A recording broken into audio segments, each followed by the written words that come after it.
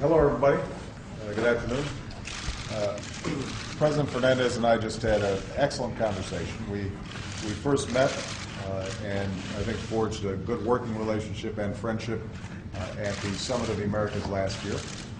And we have built on that relationship, as have our respective administrations, on a whole host of issues. We had a wide-ranging discussion.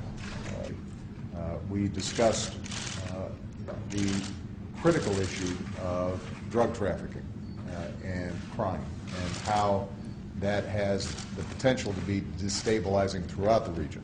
And we have already seen great cooperation between our countries through the Caribbean Basin Security Initiative, but more needs to be done. And so President Fernández and I discussed how we can do a better job coordinating through multinational groupings to address what is a scourge on so many countries. And that involves us dealing both with the supply side of the equation, but also the demand side.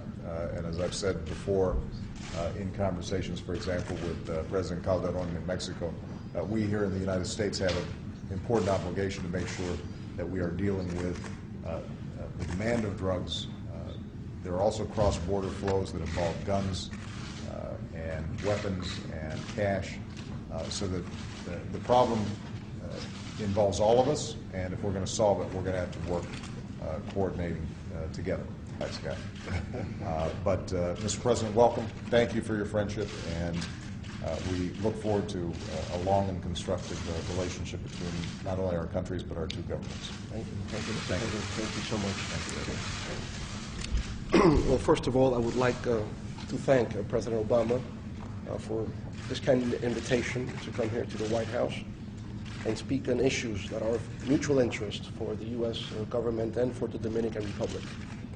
As the President has indicated, we have agreed on several issues, some bilateral issues between the U.S. and the Dominican Republic, and also on regional issues.